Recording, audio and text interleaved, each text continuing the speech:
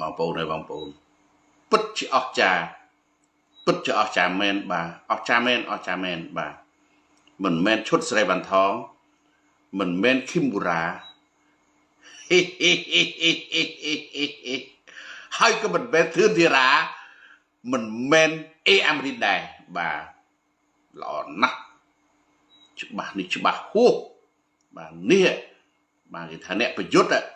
បាទអ្នកប្រយុទ្ធអស្ចារ្យរបស់ខ្មែរបាទនេះបានថាវាជាវីរៈបុរសរបស់ខ្មែរដែលនឹងអាចថានឹងធ្វើជារូបសំណាកបាទបានបាទធឿនធីរ៉ាមិនទាន់ធ្វើបានទេបងប្អូនមើលទៅដឹងហើយ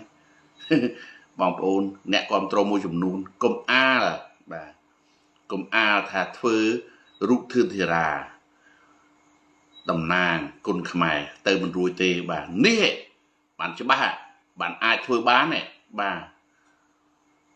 អស្ចារ្យមែនបងប្អូនគ្មានអ្នកណាជឿឲ្យដល់ថ្នាក់ហ្នឹងទេសម្រាប់តែខ្ញុំក៏ខ្ញុំបារម្ភដែរគឺកម្ពស់គេបាទហើយគេវាយខ្មែរយើងសន្លប់2ដងទៀតដល់អញ្ចឹងខ្ញុំបារម្ភនឹងកណ្ដាប់ដៃរបស់ម៉ារីអូប៉ុន្តែចុងក្រោយបានយើងដឹងថាកណ្ដាប់ដៃរបស់ពេជ្រសម្បត្តិធ្ងន់ជាងកណ្ដាប់ដៃរបស់ម៉ារីអូទៅទៀតបាទមិនមែនលំមិនមែនលេងលើកដៃឲ្យឈ្នះទេណាបាទខ្ញុំទៅមើលខមមិនមួយនោះ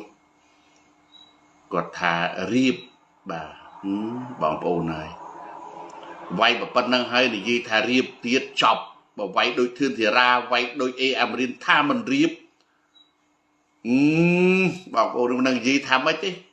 បាទពេជ្រសម្បត្តិវាយនេះមិននឹងនិយាយថាម៉េចទេបាទរកនិយាយថ្លែងអីមិនឃើញទេហើយមកមានឃើញខមមិនមួយឆ្កុយមកនិយាយថារៀបពីណាទៀតចប់តែម្ដងចំចអត់ខួរមែនចំចអត់ភ្នែកមានភ្នែកអត់ប្រស្រីមែនបាទអស់តោះតែហ្មងបាទខ្ញុំលើថាមានជំនឿខ្ពស់ទៅលើពេជ្រសម្បត្តិហើយក៏តែងតែបារម្ភនឹងកណ្ដាប់ដៃរបស់ម៉ារីអូដែរបាទ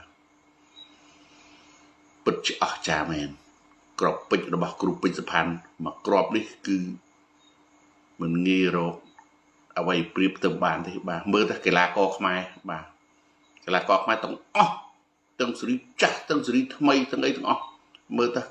អ្នកណាបានប៉ិនមកចំណិតពេជ្រសម្បត្តិទេបាទបើសិនជាធ្វើរូបសំណាក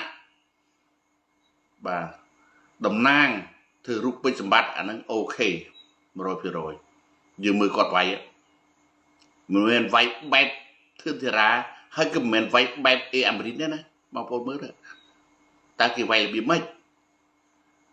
បាទហើយគេរ៉ាប់រងនឹងកណ្ដាប់ដៃរបស់គូសត្រូវរបស់គេហ្នឹងគេរ៉ាប់រងបានទេឃើញទេម៉ារីអូក្រូសេប្រហែលដៃឃើញទេ